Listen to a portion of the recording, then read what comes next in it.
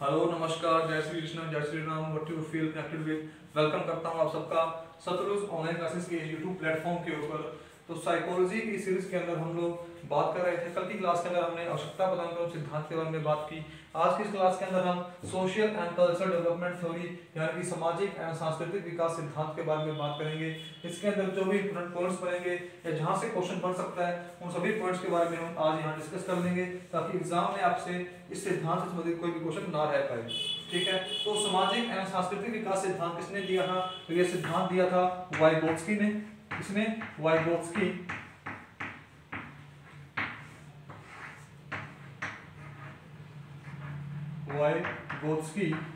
तो वाइगोत्स्की जो थे वो कहाँ के थे? ये रूस के रहने वाले थे। वाइगोत्स्की रूस के रहने वाले थे। तो इनके सिद्धांत के अंदर आप दो इंपोर्टेंट वर्ड हैं, कौन से? सामाजिक एवं सांस्कृतिक, यानी कि इनके सिद्धांत में नाम आया समाज और संस्कृति। बस यहीं से जो आपका सिद्धांत जो है वो इजीली आपको समझ आ जाएगा, समाज एवं संस्कृति। तो वाइगोत्स्की का ये मानना था कि बालक का जो विकास है, यानी कि किसी भी चाइल्ड की जो ओवरऑल डेवलपमेंट है, वो उसके आसपास का जो समाज है और उसके आसपास जो संस्कृति है वहीं से प्रभावित होता है। वहीं से उसके पर्सनैलिटी के ऊपर, उस बालक के व्यक्तित्व के ऊपर, उसके समाज और उसकी संस्कृति का जो उसके आसपास है उसका प्रभाव पड़ता है। ठीक है, तो किसी भी बालक की जो पर्सनैलिटी बनेगी या उसका व्यक्तित्व बनेगा या उसकी ओवरऑल डेवलपमेंट होगी, चाहे वो मेंटल डेवलपमेंट हो, चाहे वो फिजिकल डेवलपमेंट हो, चाहे वो सोशल डेवलपमेंट हो, चाहे वो कल्चरल डेवलपमेंट हो। ठीक है, किसी भी बालक की जितनी भी डेवलपमेंट हो सकती है, जितना भी विकास हो सकता है, वो सभी के सभी उसके आसपास के समाज, उसकी आसपास की सोसाइटी या उसके आसपास जो कल्चर है, संस्कृति है, वो उसकी पर्सनैलिटी को, व्यक्तित्व को प्रभावित करेंगे। यही उसके जो है व्यक्तित्व के अंदर अहम रोल, अहम योगदान निभाएंगे। ठीक है, तो वाइगोत्स्की ने क्या कहा कि किसी भी बालक के लिए जो उसकी ओवरऑल डेवलपमेंट के लिए जो प्रमुख जगह है वो कौन सी है? खेल का मैदान, खेल का मैदान, प्लेग्राउंड,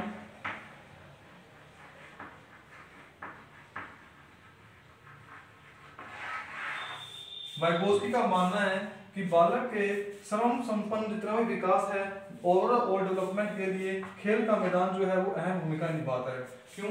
खेल के मैदान के अंदर कभी भी बिना किसी भेदभाव के हर एक समाज से जो बच्चे आएंगे, हर एक संस्कृति से बच्चे आएंगे, अलग अलग भाषा बोलने वाले, ठीक है, वो इकट्ठे मिलकर के जब अपने जो खेल खेलेंगे, ठीक है, वो अपने जो है खेल खेलने वाले हैं, तो उनके अंदर क्या होगा? सभी बच्चों का आपस के अंदर इंटरेक्शन होगी। अब बच्चे, उनके अंदर जितने भी बच्चे होंगे, जितने भी बालक होंगे, वो सभी के सभी उनकी जो मेंटल एबिलिटी है या उनकी जो मानसिक स्तर है, लेवल है, वो अलग अलग होगा। आपस में खेलेंगे तो क्या होगा? उनकी जो मसल्स हैं वो डेवलप होंगी, इससे उनका जो है शारीरिक विकास होगा और उनके जो विचार हैं आपस में आदान प्रदान होगा, एक दूसरे के जो थॉट्स हैं, विचार हैं, उनसे उनका क्या होगा? मानसिक विकास होगा। और आपस में खेलने से वो जो ग्राउंड है, प्लेग्राउंड, वो एक तरह का उनके अंदर जो बच्चे खेल रहे हैं उनका वो एक समाज है, उनकी संस्कृति है, और इस तरह प्लेग्राउंड के अंदर उनका शारीरिक, मानसिक, सामाजिक और सांस्कृतिक, यानी कि बालक का जो ओवरऑल डेवलपमेंट है, संपूर्ण विकास जो है वो खेल के मैदान के अंदर संभव है। तो वाइगोत्स्की ने बालक के संपूर्ण विकास के लिए खेल के मैदान पर जोर दिया। इस बात का ध्यान रखना, एग्जाम में यहाँ से पॉइंट आ जाता है। ठीक है, इसके बाद हम बात करें तो वाइगोत्स्की ने जो है दो अवधारणाएं दी। कौन कौन सी? जेडपीडी और स्कैफोल्डिंग। जेडपीडी और स्कैफोल्डिंग, ये दो अवधारणाएं दी। किसने? वाइगोत्स्की ने। वेरी वेरी इंपॉर्टेंट टर्म्स, इनसे है एग्जाम में क्वेश्चन बनता है। तो जेडपीडी और स्कैफोल्डिंग क्या है, इसके बारे में हम बात करेंगे। अगर आपके सीटेट, एचटेट या पीएचटेट में वाइगोत्स्की से संबंधित कोई भी क्वेश्चन आएगा तो आपकी इस क्लास के अंदर जो है वो सारे के सारे पॉइंट डिस्कस किए होंगे। आपने क्या करना है? सिर्फ सतलुज ऑनलाइन क्लासेस को जो है सब्सक्राइब कर लेना है और क्लास को शेयर कर देना है जिन भी बच्चों का सीटेट का, एचटेट या पीएचटेट का एग्जाम है। तो बात करते हैं जेडपीडी। जेडपीडी की जो फुल फॉर्म होती है, क्या होती है? Zone of proximal development. क्या होती है? Zone of proximal development. Zone of proximal development. अब इस अवधारणा के अंदर, इस कंसेप्ट के अंदर वाइगोस्की का क्या मानना है, क्या कहना है? तो वाइगोस्की का यह मानना है कि ZPD जो है वो किसी भी बालक की खुद की कार्य करने की जो एक सीमा है, किसी भी बालक की खुद की कार्य करने की सीमा, यानी कि किसी भी बालक की समय की कार्य करने की जितनी सीमा है उसके अंदर, और उसको बाहरी पुनर्बलन से या बाहरी सहायता से वो जितना काम कर पाएगा, बाहरी सहायता, किसी भी बालक की अपनी खुद की काम करने की जो सीमा है और बाहरी सहायता से वो जितना काम कर पाएगा, इन दोनों के बीच का जो डिफरेंस है, इसे ही वाइगोस्की ने ZPD का नाम दिया, यानी कि zone of proximal distal, zone of proximal development. I hope आपको समझ आ गया होगा ये पॉइंट। यानी कि किसी भी बालक की समय की खुद की काम करने की जो क्षमता है, जो सीमा है, और बाहरी सहायता से उस काम को जितना करवाया जाए, उन दोनों के अंदर जो डिफरेंस है वो कहलाता है ZPD।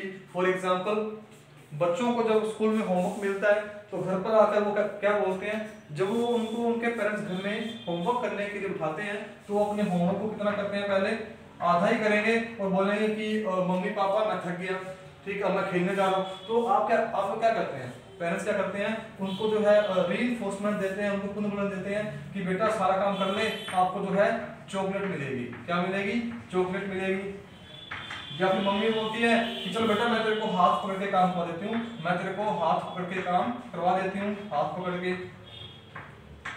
तो बालक ने खुद से तो काम किया आधा, लेकिन मम्मी की सहायता से या अपने पेरेंट्स की सहायता से उसने अपने काम को जो है पूरा कर दिया। तो इन दोनों के जो डिफरेंस है, मतलब बालक की समय की काम करने की क्षमता और बाहरी सहायता से जो उसने काम किया, उन दोनों के बीच के डिफरेंस को बोलते हैं ZPD। आपके एग्जाम के अंदर ZPD से क्वेश्चन बनेगा तो यही जो है एक लिखी होगी स्टेटमेंट कि बालक के समय की कार्य करने की जो सीमा है और बाहरी सहायता से कार्य करने की जो सीमा है, उन दोनों के बीच के डिफरेंस को क्या बोलते हैं। ऑप्शंस के अंदर आपके पास ZPD या फिर full form zone of proximal development लिखा होगा, उसी को आपने टिक करना है। एक अवधारणा तो जो है वाइगोस्की ने ZPD की थी और दूसरी अवधारणा दी थी स्कैफोल्डिंग। कौन सी? स्कैफोल्डिंग। उसके बारे में बात करेंगे, डिस्कस करेंगे।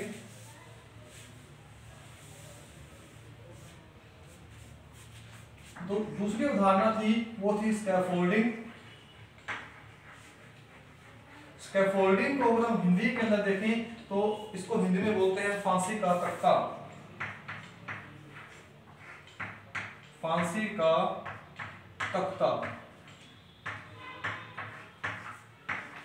फांसी का तख्ता आप लोग समझेंगे, मूवीज वगैरह में आपने देखा होगा कि जब भी किसी मुजरिम को फांसी दी जाती है तो उसके पैरों के नीचे एक तख्ता होता है, उसके मुजरिम के पैर में एक तख्ता होता है। जब तक उसके पैर में तख्ता है तब तक वो सेफ है, जैसे ही तख्ता हटा वो अपनी जो है उसको फांसी मिल जाती है। तो तख्ता वहां क्या काम कर रहा है? तख्ता वहां एज ए सपोर्ट सिस्टम काम कर रहा है। क्या काम कर रहा है? Support system. सपोर्ट सिस्टम है।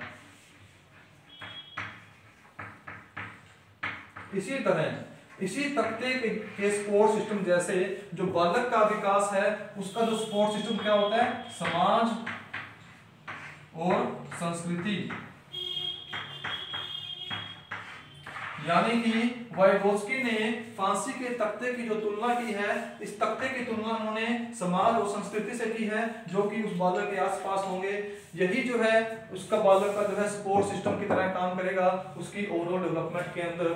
तो इन्होंने क्या कहा कि कोई भी बालक है वो जब उसको कोई मुश्किल आती है या फिर वो किसी प्रॉब्लम को फेस करता है तो वो क्या चाहता है कि बाहरी सहायता से उसकी प्रॉब्लम सोल्व हो जाए, बाहरी सहायता से उसकी प्रॉब्लम सॉल्व हो जाए। उसके पेरेंट्स, उसके जो दोस्त हैं या उसके जो भी चाचा ताऊ जो है उसकी प्रॉब्लम को सॉल्व कर दें। यानी कि अगर कोई बालक पहली बार किसी प्रॉब्लम को फेस करेगा तो वो चाहेगा कि बाहरी सहायता से उसकी जो प्रॉब्लम है वो सॉल्व हो जाए। लेकिन बार बार जब वो प्रॉब्लम्स को फेस करेगा तो एक स्टेज ऐसी आएगी, ये फर्स्ट स्टेज है।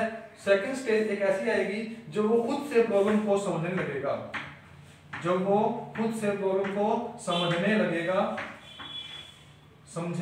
खुद से, ठीक है। और उसके बाद धीरे धीरे एक ऐसी स्टेज आएगी जब वो अपनी प्रॉब्लम को समझने के साथ साथ अपने आप सोल्व भी करने लगेगा, ठीक है। और कुछ टाइम बाद फिर फाइनली ऐसी स्टेज आएगी जब वो अपनी प्रॉब्लम्स को खुद समझने, खुद सोल्व करने के अंदर क्या हो जाएगा, निपुण हो जाएगा, ठीक है।